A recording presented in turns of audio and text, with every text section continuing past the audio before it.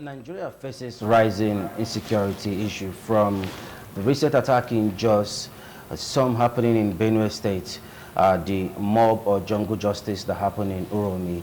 These and many more happens to be concerns of every right-thinking Nigerian. At this point, we'll be heading straight to the conversation where we have Dr. Kenua Obaseki, who is joining us live virtually from the United States. And here at our Benin Network studio, we have with us Reverend David Ogolo.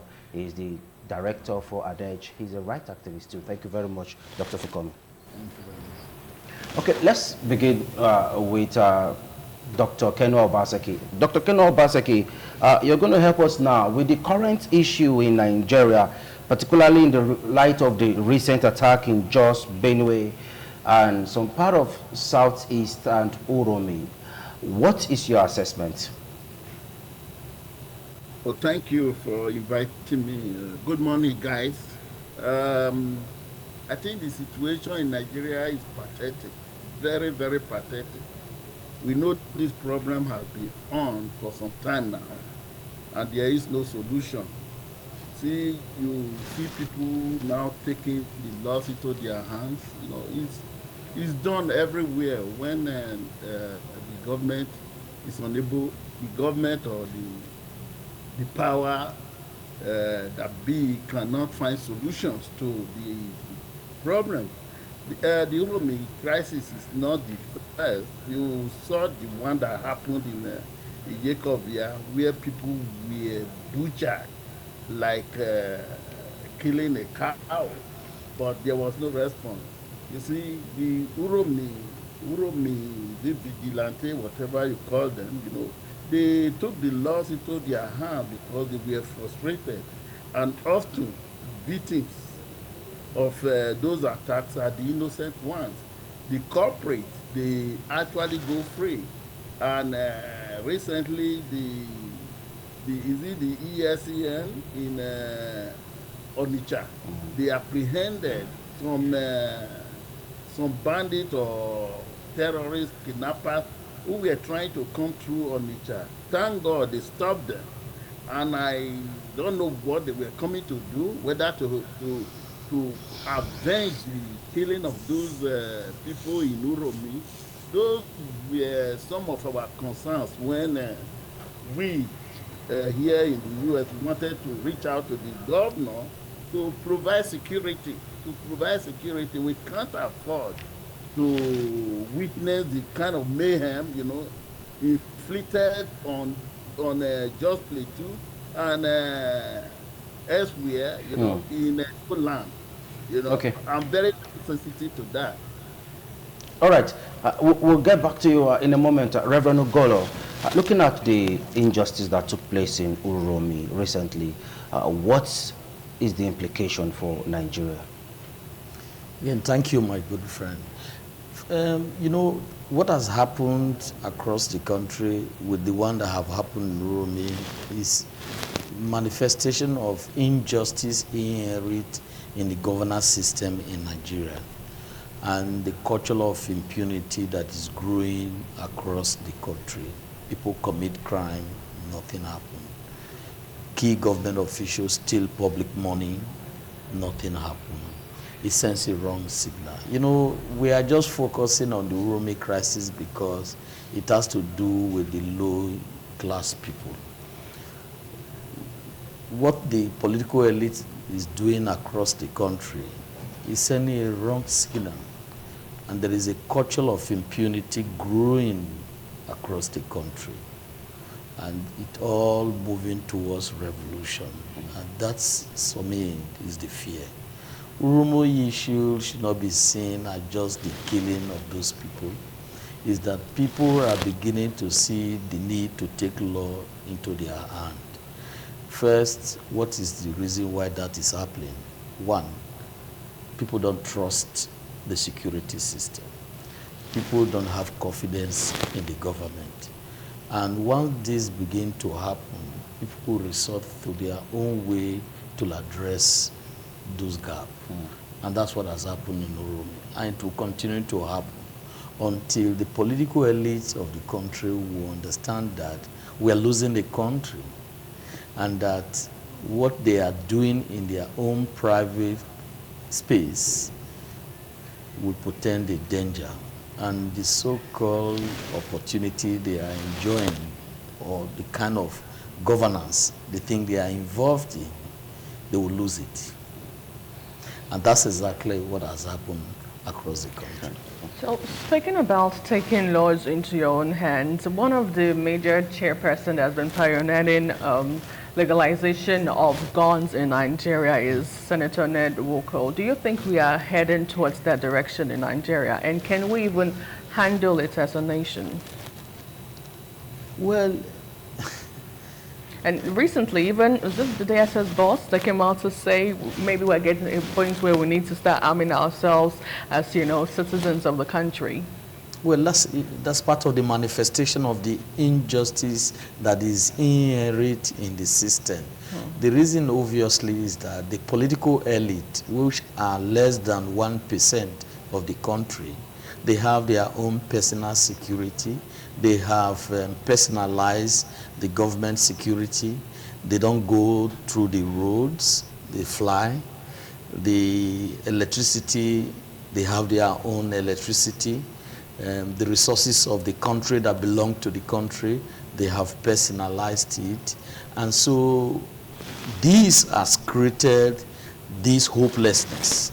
And that is why people are now advocating for personal security. And as I tell you now, across the state, kidnapping is rising.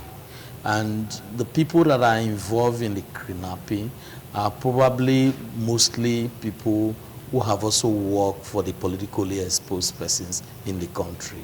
Because for you to have an access to gun, to have an access to weapon, you must, to a large extent, have some level of financial security.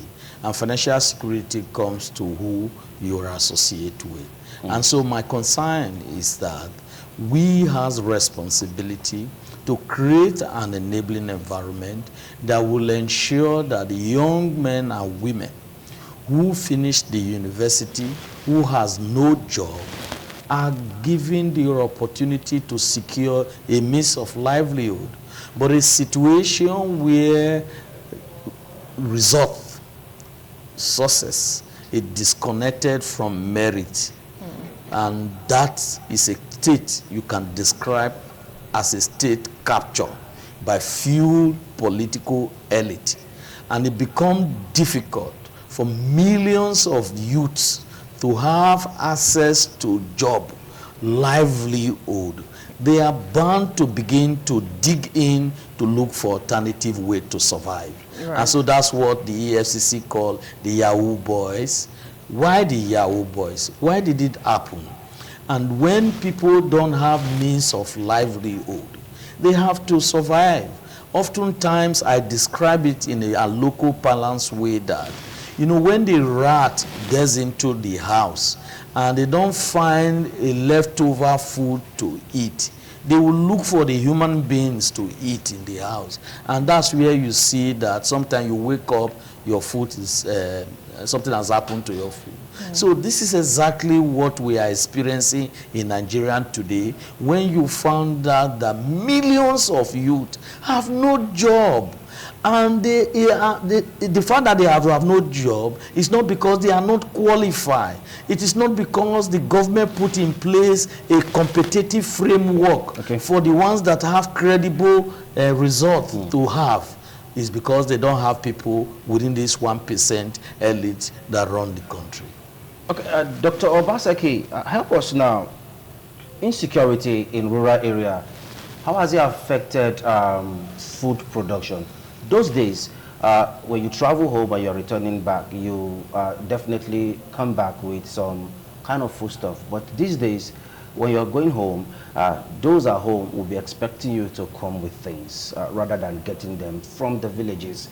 How do we strike a balance, and how can we go back to production again, especially at the rural level? Yes, insecurity is a big problem. You have discussed with me in the past about agriculture. Recently, I just lost my manager I will not be bold enough to go to my farm right now. You know, I have a farm in Nigeria, in a Gele Gele area. And going to the farm by myself, I can't do it.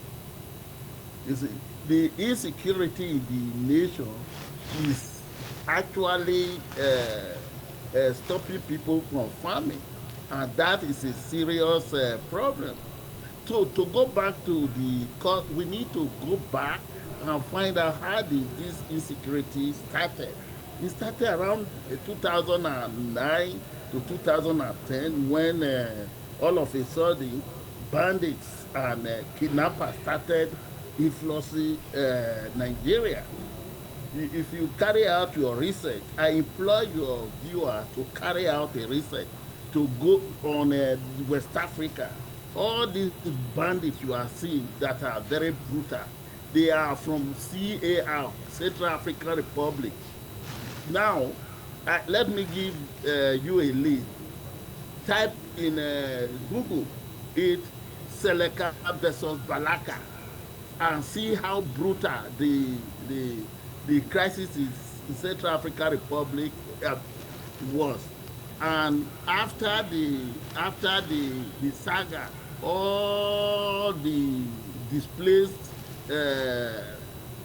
Fulani, let me use that word, Fulani, they all migrated into Nigeria. And we have lived with the Fulanis in the past. And when I was growing up, the Fulanis I used to see carry a stick and whatever, and they headed their cows. Not that I approve of it, you know, because we can do ranching. Those are not the Fulanis you see now. The Fulani you see, they carry AK-47. How can you be in a farm and see a man with AK-47? They kill the main the villagers, so people are not farming. But the solution to this kidnapping, I'm beginning to see the light at the end of the tunnel. Recently, the Emir of Muri has given the bandits 30 days to vacate the Nasarawa state, his region. If other traditional rulers also issue those warning and then take it serious, the problem of this insecurity will be solved. The government cannot solve insecurity. It cannot solve insecurity. It's a traditional or the rural area problem. Okay. These people, they know the bandits. They know the bandits. Okay, you know, doctor. Policing, 70 or 80% of policing is information. 10 or 20% is just the policing where you go and arrest. If you don't have information, you don't arrest anybody. They live with them. They live with them, especially the north. You see, one thing I observed when Sanusi talked about the Amagari, they removed it. Okay, Dr. Obasaki. Ruler, silence. Why are they silent? Why are you a ruler? All right, we'll get back to you in a moment. Okay, now let's bring it back to the studio because kidnapping has been on the front burner lately, and you said something regarding it. Just recently, Nuhu Ribadi said, was, talking to Nigerians saying, stop paying ransom to kidnappers and stop giving kidnapper monies. You're making our efforts to be, futile. And I'm thinking in my head, if somebody is not kidnapped, the person would not even think of paying money to anybody. So how do you think that would actually work? Do you think that is the problem, or that is the solution to the problem of kidnapping in Nigeria, the issue of paying ransoms to them and them collecting monies? You see, the issue of kidnapping is part of the consequence of a failed state. To kidnap, to demand for ransom. It explains the state where we are.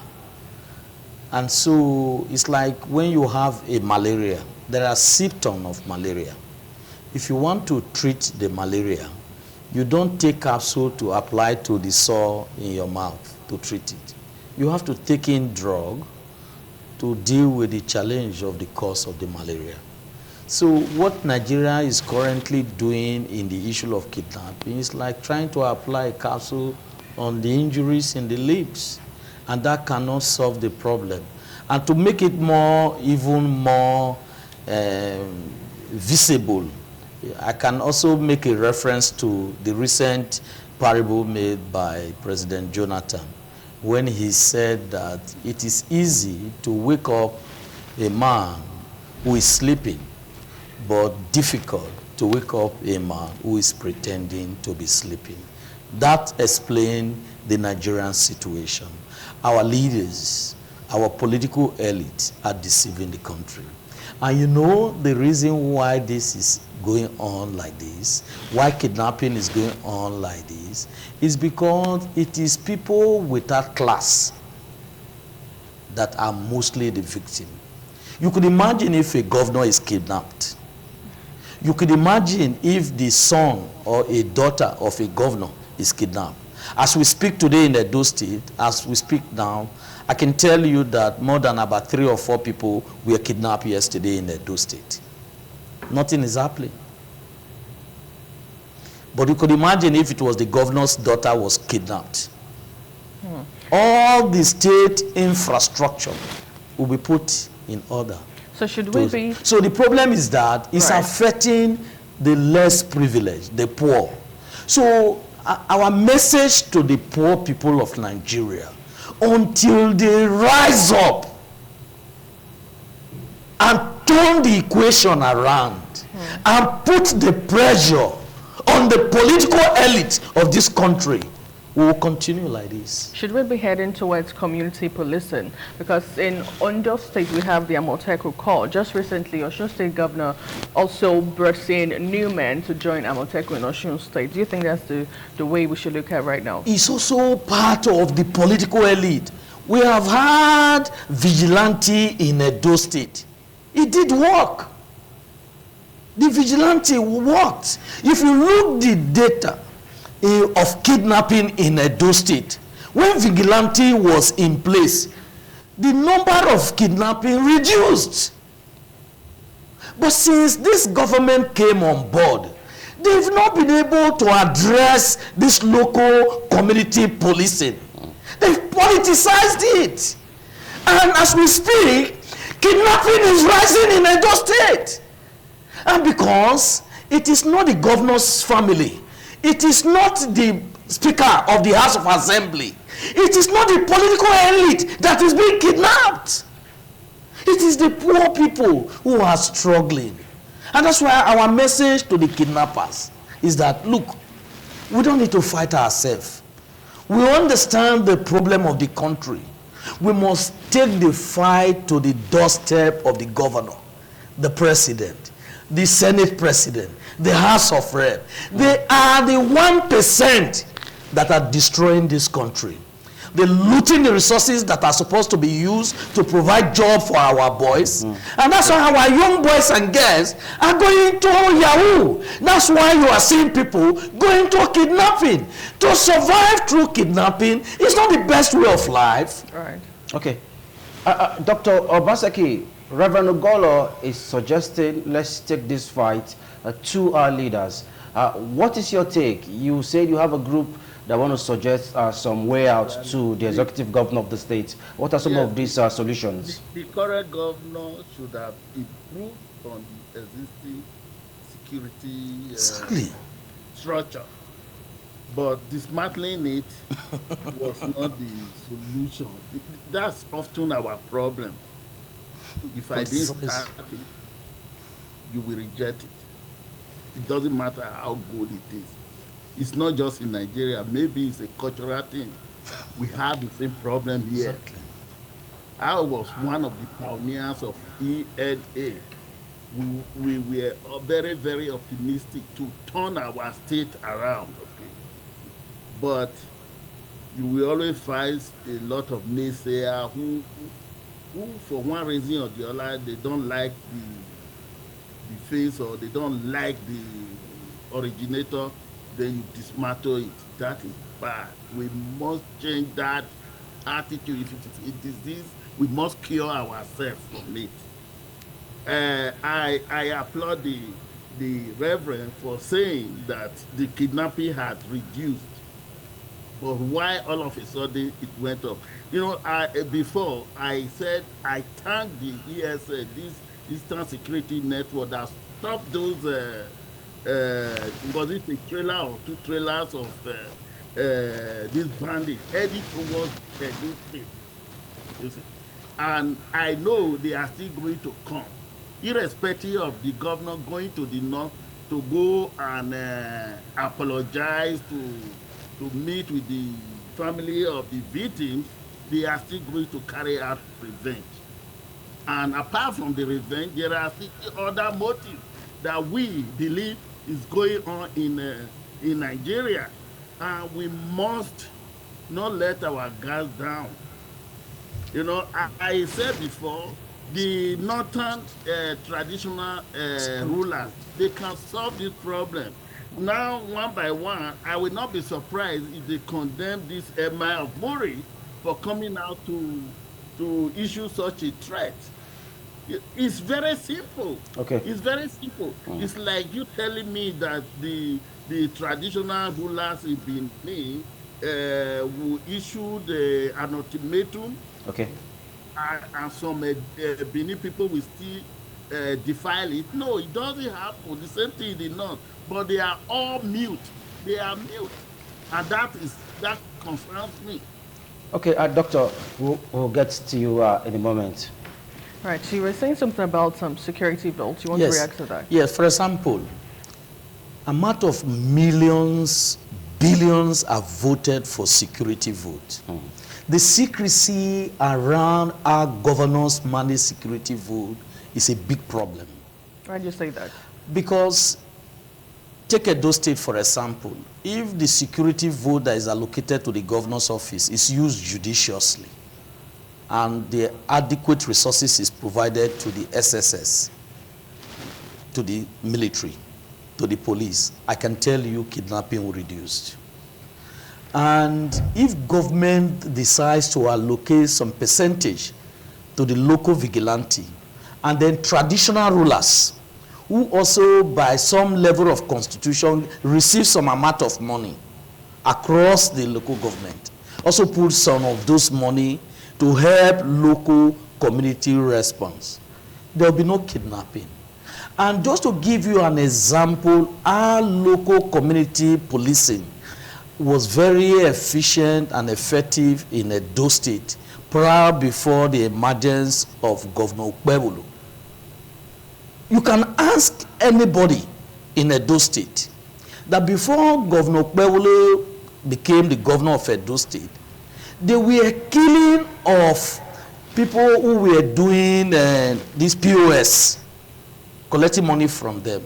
And so because of the outcry of people from Edo State, the local community vigilante emerged. And within the period that the local vigilante community was put in place, because in every point you will see a local vigilante, and for kidnapping to happen, it will be difficult.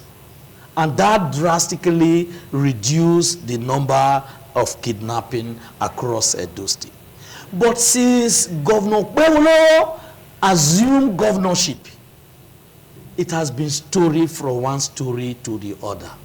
I don't see any reason why the governor, and that's why I said that the reason why this is continuing is because the people that are victims of kidnapping, they are not associated with the political elite of the ruling party.